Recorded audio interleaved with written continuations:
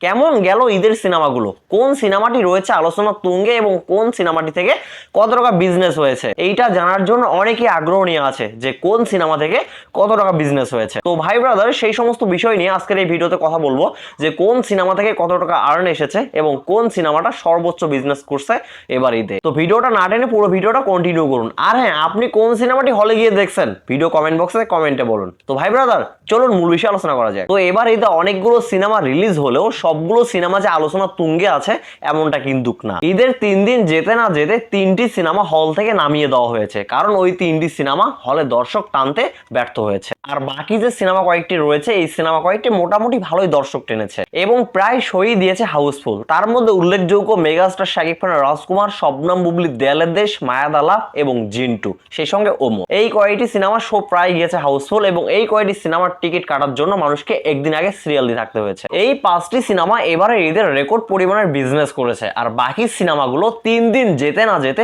ফ্লপের খাতায় নাম লিখিয়েছে। তো এই 5টির মধ্যে 3টি সিনেমা সর্বোচ্চ দর্শক টেনেছে হলে এবং সর্বোচ্চ বিজনেস করেছে। তো এখন কথা হচ্ছে এই 5টির মধ্যে কোন 3টি সিনেমা সর্বোচ্চ বিজনেস করেছে এবং সর্বোচ্চ দর্শক হলে নিয়ে আসছে। তো আমরা এই বিষয়টা সবাই জানি যে রাজকুমার 120টির মতো সিনেমা হলে রিলিজ হয়েছে।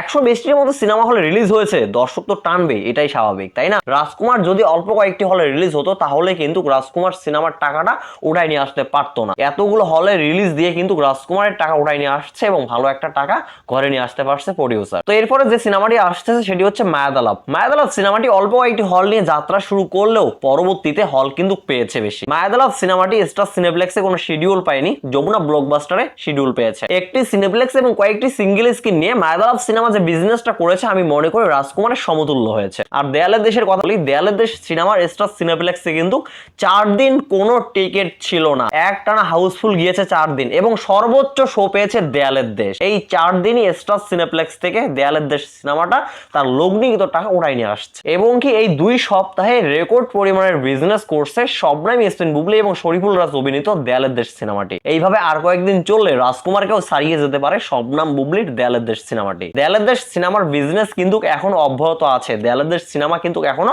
দর্শককে হলে নিয়ে আসতেছে। সেই সঙ্গে আরেকটা সুখবর আসছে, সেটি হচ্ছে যে 3 মে থেকে অস্ট্রেলিয়ায় চলবে শবনম বুবলির দেয়ালের দেশ, বাংলাদেশেও চলবে, পাশাপাশি অস্ট্রেলিয়াও চলবে, সেই সঙ্গে দুবাই, আমেরিকা, বিভিন্ন দেশে রিলিজ করা হবে দেয়ালের দেশ। তো সব মিলিয়ে এখনো অবধি দেয়ালের দেশ সিনেমা রেকর্ড পরিমাণের বিজনেস করেছে এবং সামনে আরো করবে। আচ্ছা, এরপরে যদি আমরা ওমর এবং জিন্টু সিনেমার ব্যাপারে আসি, তাহলে ওমর এবং জিন্টু প্রায় সেম বিজনেস করছে। তারা এখনো পর্যন্ত তাদের লগ্নিকৃত টাকাটা উঠাই নিয়ে আসতে পারেনি অবশ্য, বাট তারা মোটামুটি ভালো একটা বিজনেস করেছে। তো এখন অনেকেই প্রশ্ন করতে পারে যে ভাই, রাজকুমার তো ভালো কন্টেন্ট ছিল না, তাহলে রাজকুমার কিভাবে এত টাকা বিজনেস করলো? ভাই, প্রথমে আপনাকে একটি জিনিস মাথায় রাখতে হবে, সেটি হচ্ছে এই সিনেমাটা শাকিব খানের এবং এই সিনেমাটা পুরো দেশ জুড়ে প্রায় 120টার মতো সিনেমা হলে রিলিজ হয়েছে। শাকিব খানের সিনেমা প্লাস অনেকগুলো সিনেমা হলে রিলিজ হয়েছে, সিনেমা তো বিজনেস করবে, এটাই স্বাভাবিক, তাই না? আরেকটি বিষয়, সেটি হচ্ছে শাকিব খানের সিনেমার গল্প যদি ভালো নাও হয় তারপরে কিন্তু শাকিব খানের নামেই সিনেমা চলে, কারণ শাকিব খান। তো এই হচ্ছে ব্যাপারটা। আর মায়া এবং দেয়ালের দেশের প্রসঙ্গে যদি আসি, এই 2টা কন্টেন্ট এবারের ঈদের সেরা কন্টেন্ট হয়েছে। এই ঈদে যতগুলো সিনেমা রিলিজ হয়েছে সব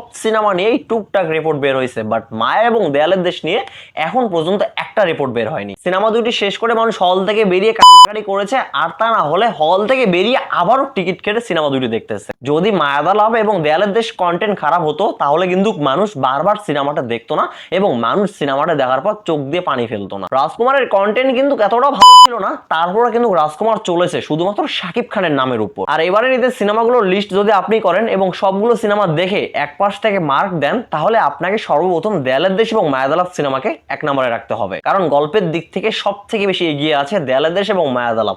দেয়ালের দেশ এবং মায়াদালাপ সিনেমার কন্টেন্টের আশেপাশে কোনো সিনেমা চাপতে পারেনি এখনো অবধি। তো কোন সিনেমা কত টাকা বিজনেস করেছে এইটা জানতে হলে আমাদেরকে আরো কয়েকদিন অপেক্ষা করতে হবে, কারণ আমাদের দেশে নির্ধারিত কোনো বক্স অফিস নেই। যদি আমাদের দেশে বক্স অফিস থাকতো তাহলে প্রতিটা সিনেমার লিগ্যাল হিসাবটা আমরা পেয়ে যেতাম প্রত্যেক দিন। যেহেতু আমাদের দেশে বক্স অফিস নেই, তাই আমাদেরকে আরো কয়েকটি দিন অপেক্ষা করতে হবে প্রত্যেকটা সিনেমার হিসাব জানার জন্য। তবে এখনো অবধি সর্বোচ্চ বিজনেস করেছে রাজকুমার সিনেমা, তারপরে যে সিনেমা 2টি রয়েছে সেটি হচ্ছে মায়াদালাপ এবং দেয়ালের দেশ। তবে রাজকুমার অনেকগুলো হল নিয়ে যে বিজনেসটা করেছে, শবনম বুবলির দেয়ালের দেশ এবং মায়াদালাপ সিনেমাটি অল্প কয়েকটি হল নিয়ে তার সমতুল্য বিজনেস করেছে, এইটা কিন্তু অনেক বড় সড়ো ব্যাপার। তো ভাই ব্রাদার, এই ছিল ঈদের সিনেমাগুলো সর্বশেষ আপডেট। পরবর্তী আপডেট নিয়ে আবারও আসবো, সেই পর্যন্ত সবাই ভালো থাকবেন, সুস্থ থাকবেন। পরবর্তী ভিডিওতে আবার দেখা হবে। আল্লাহ হাফেজ।